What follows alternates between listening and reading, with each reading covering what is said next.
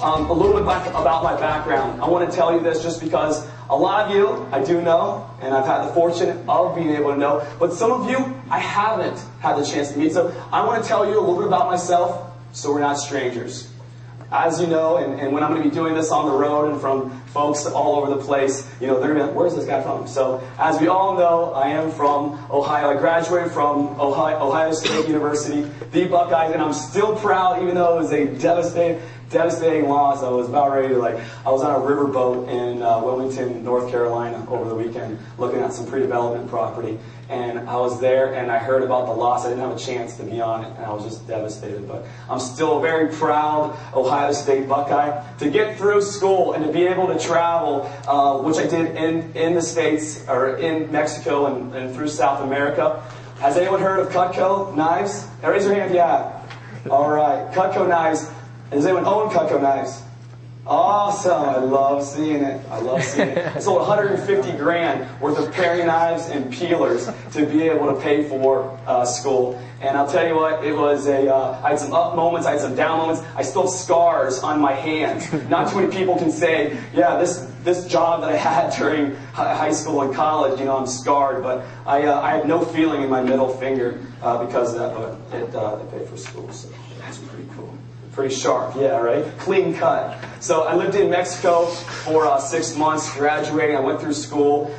That's me in Nicaragua, sitting on a little place where people wash their clothes in the water. That right there is me in Mexico with my beautiful Mexican queen that is right behind me, she's actually enjoying a massage down south, and I was down there. So I enjoy traveling, and this is what we're really all about. All of us right here, we're here, let's face it, we're here not to have a hobby. I'm not talking about model airplanes. We're talking about business. We're talking about how to be able to have money to be able to do the things that we want to do because we want to, not because we have to. Isn't it a lot better to do things that we want to as opposed to doing things that we have to? Yeah. And that's why we're here. Because we want to use real estate in this market, this amazing foreclosure wonderland in which we reside in. And we want to be able to offer that. And this, for me, was my why. In order to be able to do business, any type of business, you need to figure out your why. Mine was being able to travel. Mine also is being able to host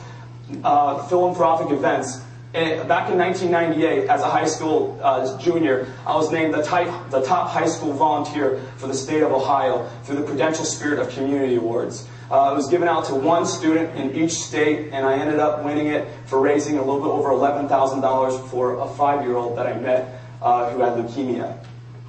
And it was one of the most amazing things that I had the opportunity to be able to do. And this is something that after I'm done with the money game, which I plan on being done with that and having to worry about in the next several years, I can be able to concentrate full-time on that. Now let's talk about real estate. I got through Ohio State, and I went through what I call my quarter-life crisis. Quarter-life, not midlife. Midlife is like, is everything that I've done, did it make sense? Did it make sense? And I say, you know what? I went through my quarter-life crisis, and I was like, oh man, what am I going to do? And I decided, you know what? Real estate. I'm going to put myself in real estate. My parents are realtors. They're doing their thing, and I know that they're success, but I want to be a real estate investor. So I met Mr. Urbanski. As you can see, this was my first deal and my first 60 days of business. And I'll tell you this was not from any type of special skill or anything, nothing using my Cutco skills, complete luck. 100% luck. But my first 60 days, I did over $33,000, and I never went back to a job again. I never went back to having someone tell me when I was going to go into work. And I'll tell you, it was an amazing feeling. Have I had my ups and downs? Have I wondered, damn, am I going to be going in the ramen noodle aisle again? Am I going to be getting my 8 little noodle packets for $1 again like I did in college? Am I going to be like having my nice car that I bought because I made this $30,000, but then not be able to put in my gas and lean into the car and be like, oh man, hey buddy, can you pick me up? I got this Lexus out here, but I can't freaking take it anywhere. I've been there. But thank goodness I've also been able to say, hey, you know what? I want to hit the market and do what it is that I want to do and position myself correctly. So I started doing these wholesales, but then I realized, look at this. Half of all the calls that I was getting off of my bandit sign, off my direct mail, off of all these things, half of them were people that were behind in payments, no equity. Folks that were coming from the death zone, which I call from like Galloway all the way over, right, to the other side of 270. All these folks that are in the 2-1 buy downs that got in. All these folks that had the Ditech 125% over leveraged BS mortgages that now were suffering. So all these folks started calling me. I couldn't buy their house with cash. I couldn't lock it up under contract and have a rehabber fix it up. So what happened? I'm throwing away all these leads. I'm giving away to people not knowing what's going on. I'm just like letting them go through my fingers, not capitalizing on any of them, and telling these poor folks, sorry, I can't help you out. And it was tough. And I said, you know what? I need to figure something out. So I went down, I got some short sale training, I came back up, I was going to light it on fire, I was going to make it happen, and guess what? I didn't. I was horrible. I was 0 for 19. I had to do my own deed paperwork, documentation, and make my own trust, and doing all the paperwork and put it all together, and I was horrible at it. I had like files all over the place, and I was like, this is miserable. And I was like, I'm going to go back to wholesaling. Wholesaling, I don't need to deal with these banks. I don't need to fax in authorization to release forms into Countrywide. I'm done. So I was like, I'm going to quit.